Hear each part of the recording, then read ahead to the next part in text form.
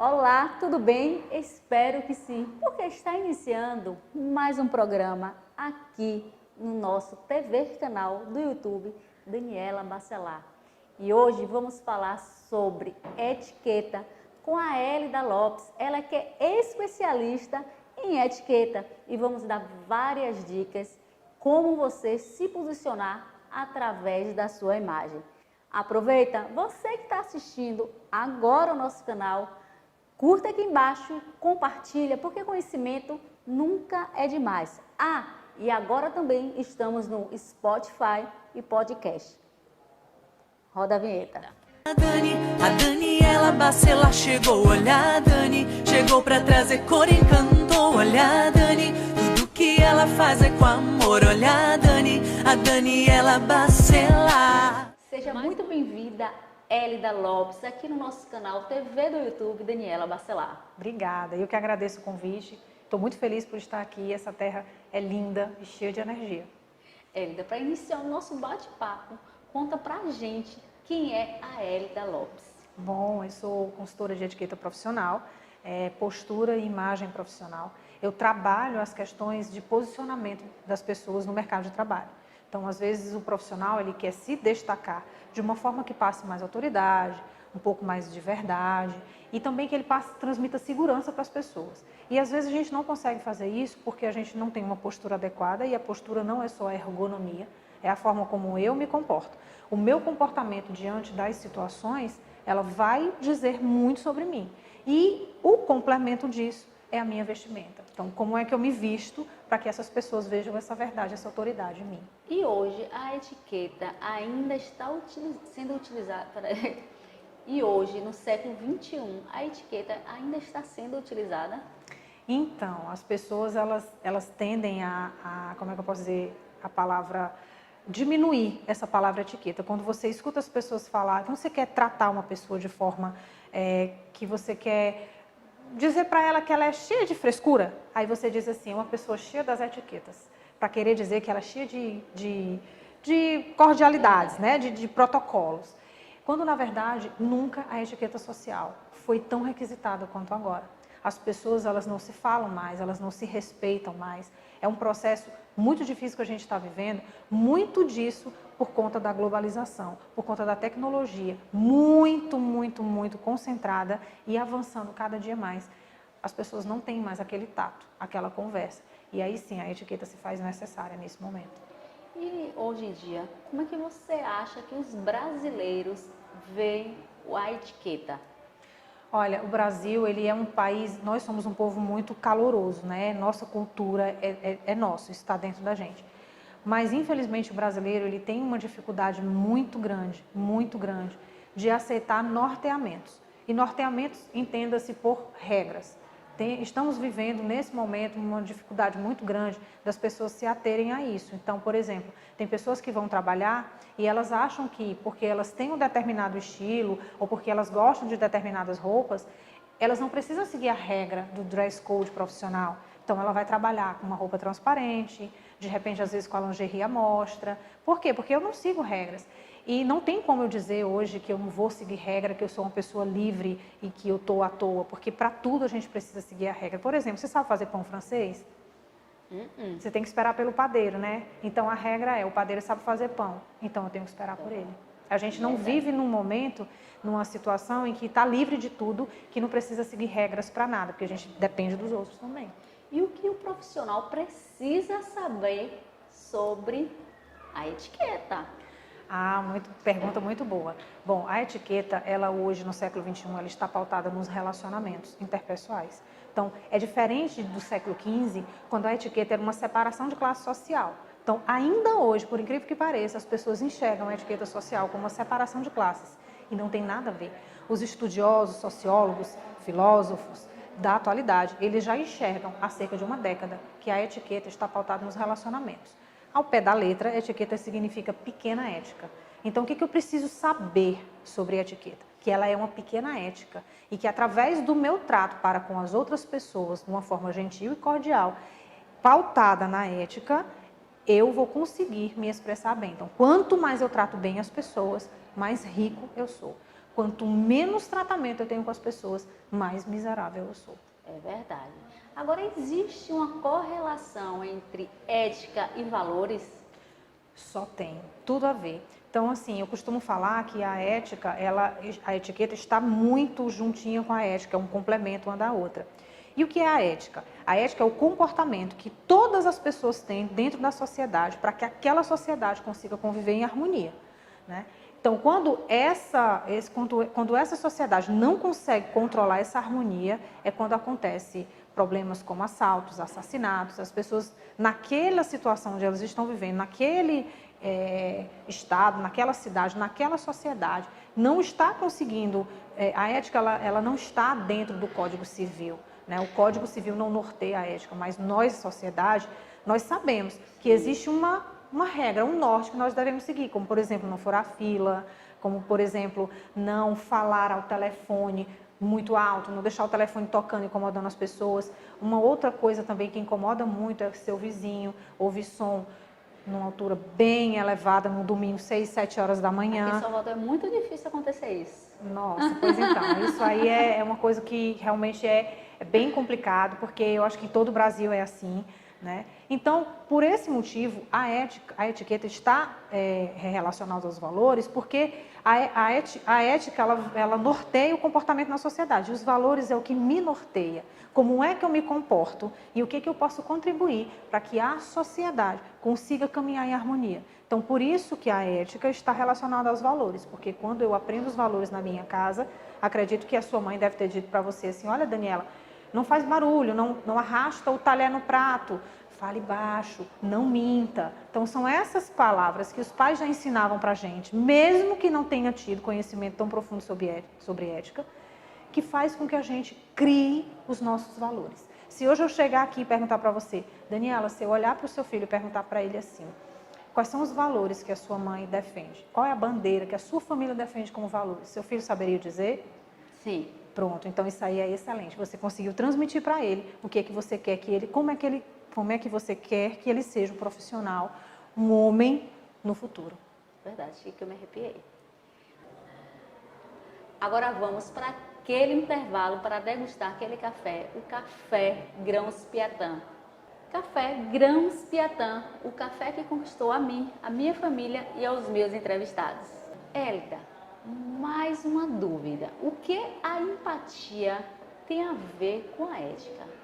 Olha, antes de você responder, eu agora só estou fazendo o quê? O quê? Porque realmente você tem que esclarecer o que é ética, o que é realmente valores, o que é empatia, até para a pessoa realmente saber se posicionar. E tem pessoas que estão nos assistindo aqui que não tem esse realmente esclarecimento.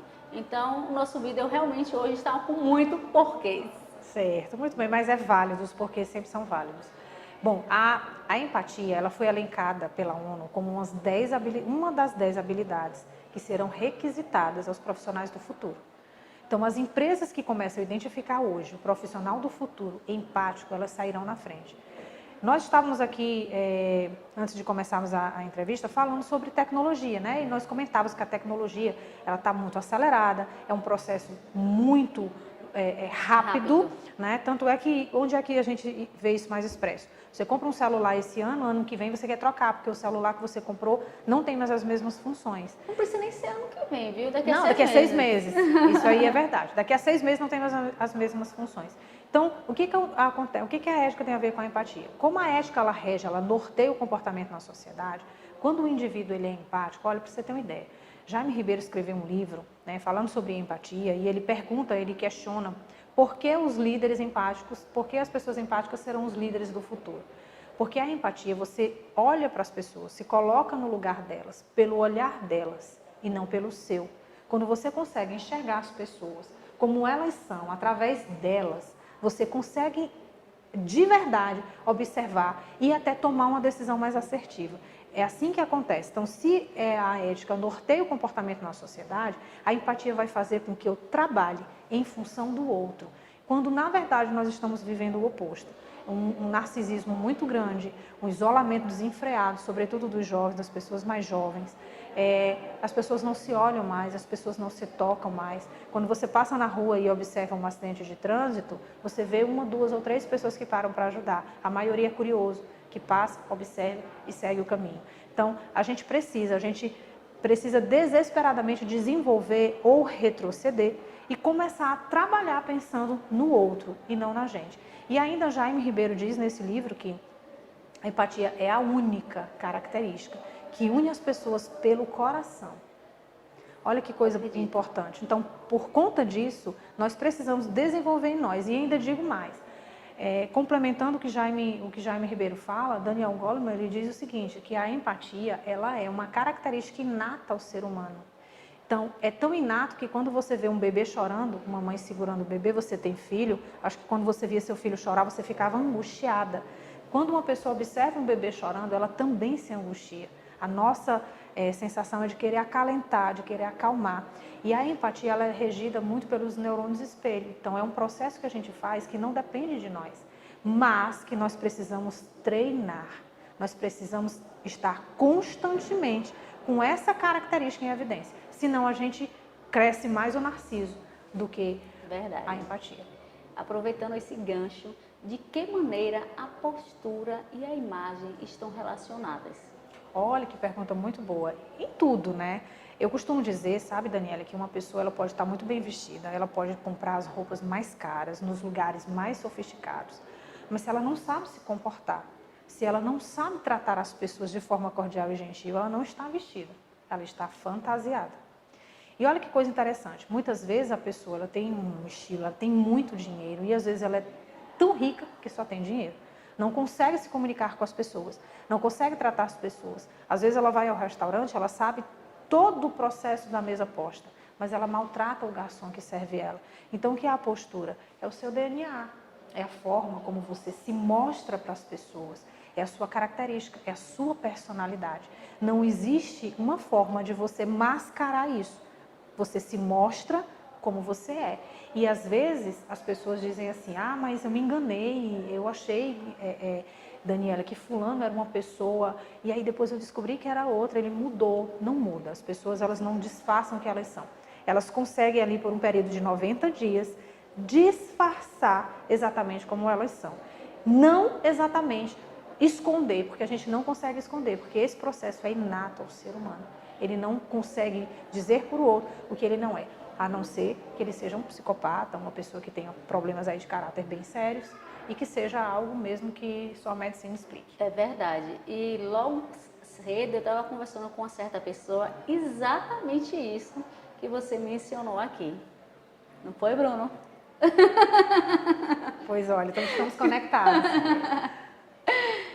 Eline, como surgiu a vontade de você escrever um livro? Conta como é essa história, o andamento, como vai ser o nome. Será que você pode dar um spoilerzinho aqui? Posso. Olha, esse livro foi, na verdade, desde pequena, eu sempre gostei de escrever. Eu tive muitos diários, eu tive muitas agendas e eu escrevo muito.